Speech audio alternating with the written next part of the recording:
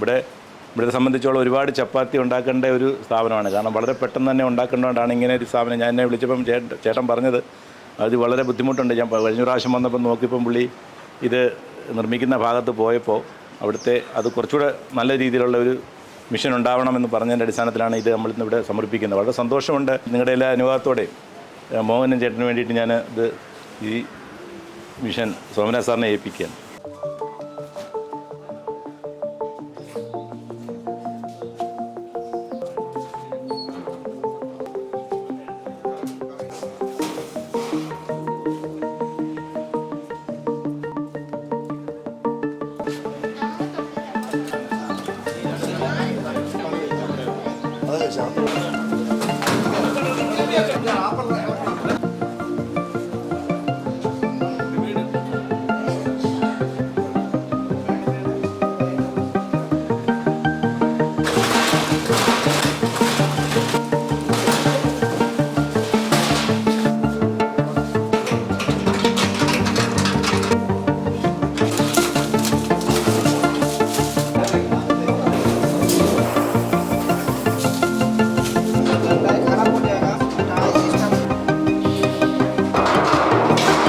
ഇന്ന് ഗാന്ധിഭവനെ സംബന്ധിച്ചിടത്തോളം ഒരു മഹോത്സവമാണ്.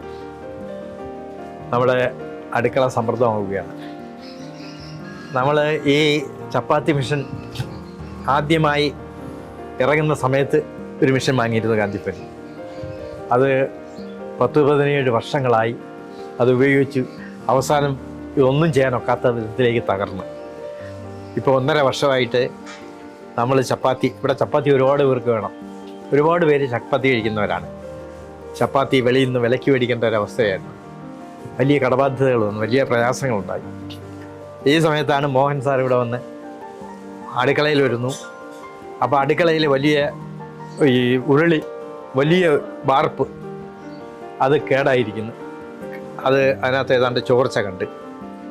അപ്പോൾ അദ്ദേഹം പറഞ്ഞു, ഞാൻ ശരി അടുത്ത ദിവസം തന്നെ ഒരു വാർപ്പെത്തിക്കും. അത് എത്തിച്ചു. പിന്നെയാണ് ഈ ചപ്പാത്തി മിഷൻ്റെ വിവരം അറിയുന്നത്.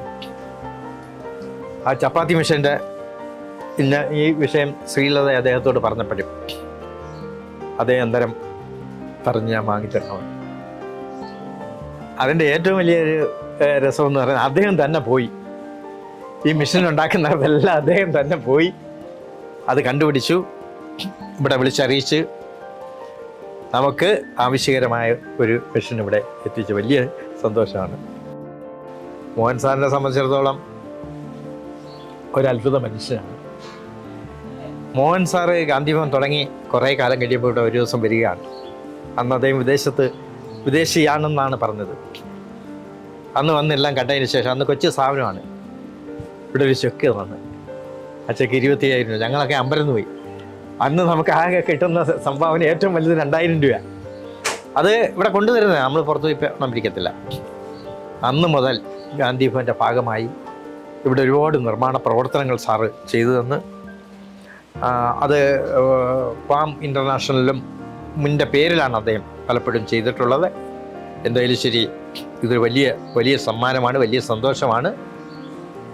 ഒരുപാട് പേരെ സഹായിച്ചുകൊണ്ടിരിക്കുന്ന, അത് നിശബ്ദമായി സേവനം ചെയ്യുന്ന മോഹൻ സാറിൻ്റെ മറ്റൊരു പ്രത്യേകത, ദൈവവും അദ്ദേഹവും കൂടെ ചേർന്നാണ് അദ്ദേഹത്തിൻ്റെ ബിസിനസ്സുകളെല്ലാം നടത്തുന്നത്. ആ ദൈവം ആണ് പാർട്ട്ണർ എന്നുള്ള ഒരു സങ്കല്പമാണ്. അപ്പം 50-50 അദ്ദേഹത്തിൻ്റെ വരുമാനത്തിൽ നിന്ന് എടുത്തിട്ട് ദൈവത്തിൻ്റെ 50% ഇങ്ങനെ ചാരിറ്റി പ്രവർത്തനങ്ങൾക്ക് വേണ്ടി കൊടുക്കുന്നു. ആംബുലൻസായി, ബസ്സുകളായി, കെട്ടിടങ്ങളായി, ഇതുപോലുള്ള ഉപകരണങ്ങളായി ഒക്കെ നൽകുന്നു. ആ മനുഷ്യന്, അദ്ദേഹത്തിൻ്റെ എല്ലാ സംരംഭങ്ങൾക്കും ദൈവം കൂടുതൽ കരുതൽ നൽകട്ടെ, അദ്ദേഹത്തിന് ദീർഘായുസ്സും സമ്പൂർണ്ണ ആരോഗ്യം നൽകട്ടെ എന്ന് ഈ അവസരത്തിൽ ഗാന്ധിഭവനിലെ ഈ 1300-ലേറെയുള്ള കുടുംബാംഗങ്ങൾ പ്രാർത്ഥിക്കുന്നു. സോമൻ സാറ് മോഹൻ സാറിൻ്റെ ദൂതനായിട്ടാണ്. സേവാകേന്ദ്രത്തിൻ്റെ പ്രവർത്തനങ്ങൾ ഒരുപാട് നടക്കുന്നത്, ഞാൻ അതിനെപ്പറ്റിയൊന്നും ഇപ്പോൾ സൂചിപ്പിക്കുന്നില്ല. ഒരുപാട് സോമൻ സാറാണ് അതെല്ലാം നോക്കി നടത്തുന്നത്. പിന്നെ കാർഷിക ആദായം അതെല്ലാം ഇവിടെ നമ്മൾ പ്രയാസപ്പെട്ടിരിക്കുമ്പോൾ സോമൻ സാർ ഇവിടെ വരും. ചിലപ്പോൾ ഒരു ലോഡ് സാധനങ്ങളായിരിക്കും, അരി, പച്ചക്കറി, നാളികേരം എല്ലാമായിട്ട് ഇവിടെ വരുന്നത്.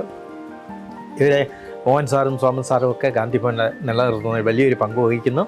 കോന്നിയിൽ പ്രവർത്തിക്കുന്ന ഗാന്ധി ഭവൻ്റെ ഒരു ശാഖയുണ്ട്, ഗാന്ധി ഭവൻ ദേവലോകം. അതിൻ്റെ ചീഫ് പേട്രൺ കൂടിയാണ് മോഹൻ സാറ്. ആ ഭരണസമിതിയിൽ സോമൻ സാറുമുണ്ട്. അതൊന്നും അല്ല പ്രാധാന്യം, അവിടെ ആവശ്യമുള്ളതെല്ലാം ഇപ്പം അവിടെ ഭക്ഷണം കഴിക്കാനുള്ള സംവിധാനങ്ങൾ ചെയ്തു, ഓഡിറ്റോറിയം ചെയ്തു, അങ്ങനെ പല ആവശ്യങ്ങളും അവിടെയും നിർവഹിച്ചു. അവിടെയും പട്ടിണിയില്ലാതെ നോക്കുന്നു. അതിലെല്ലാം വലിയ കടപ്പാടാണ് മോഹൻ സാറിനോടുള്ളത്, പ്രത്യേകിച്ച് സോമൻ സാറിനോടും ആ കുടുംബത്തോടും ഒപ്പമുള്ളത്. ഇന്ന് സുധാകരൻ സാറ് കൂടി ഓട്ടിസം സെൻറ്റർ അടക്കമുള്ള നിരവധി സേവന പ്രവർത്തനങ്ങളാണ് സുധാകരൻ സാറിൻ്റെയൊക്കെ നേതൃത്വം നടക്കുന്നത്. അദ്ദേഹവും കൂടി ഇവിടെ വന്നപ്പോൾ വലിയ സന്തോഷമുണ്ട്, അഭിമാനമുണ്ട്. എല്ലാ ഭാവങ്ങളും പ്രാർത്ഥനകളും ഈ വലിയ കുടുംബം നേരുന്നു.